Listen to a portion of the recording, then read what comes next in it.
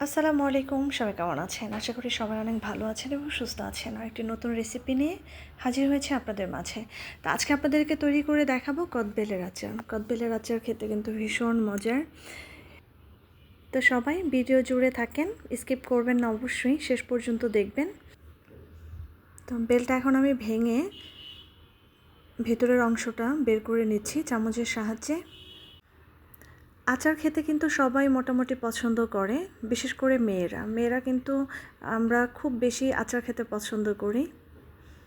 তো সেই দিক থেকে আমি চেষ্টা করি একদম সহজ নিয়মে আচার রেসিপিগুলো নিয়ে আসার জন্য। আশা করি আপনাদের ভালো লাগবে, আর ভালো লাগলে অবশ্যই আমাকে সাপোর্ট করবেন। আমার মতো কে কে বেলের আচার খেতে ভালোবাসেন অবশ্যই কমেন্ট করে জানাবেন। এক এক করে আমি বেলের খোসা থেকে সবটুকু বেল আপনার বের করে নিচ্ছি। আর আমি এখানে আসলে ভিডিওটা করতে ভুলে গেছি। তো এর মাঝে আমি 1.5 চামচ শুকনো লঙ্কা গুঁড়ো দিয়েছি, 1/2 চামচ হলুদের গুঁড়ো দিয়েছি, 1 চামচ ধনিয়া গুঁড়ো দিয়েছি, সেই সাথে স্বাদ অনুযায়ী লবণ দিয়েছি, আর দিয়েছি স্বাদ অনুযায়ী চিনি।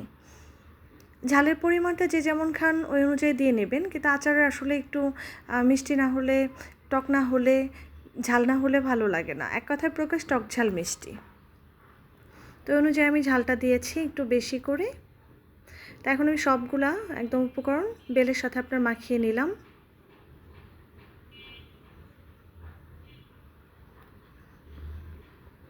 তো এই পর্যায়ে আমি চুলায় বসিয়ে দিয়েছি একটা কড়াইতে আমি দিয়ে দিব পরিমাণ মতো সয়াবিন তেল। সয়াবিন তেলটা গরম হয়ে আসলে এর মাঝে আমি দিয়ে দিব শুকনো লঙ্কা,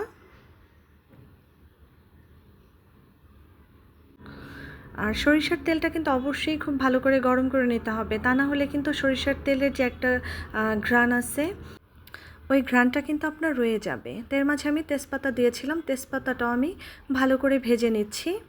তো তেজপাতাটা ভাজা হয়ে গেছে, এর মাঝে আমি এখন বেলটা দিয়ে দিচ্ছি।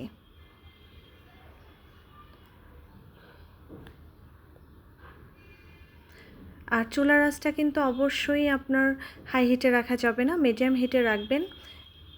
মিডিয়াম হিটে রাখলে কিন্তু আচারের স্বাদটা আপনি ভালো পাবেন। আর যদি হাই হিটে দিয়ে আপনার আচারটা তৈরি করেন তাহলে কিন্তু আচারের স্বাদ অনেকটাই নষ্ট হয়ে যায়। অনেক সময় দেখা যায় আচারটা পুড়েও যায়, তেতো তেতো একটা ভাব হয়ে যায়, তখন কিন্তু আর খেতে ভালো লাগবে না।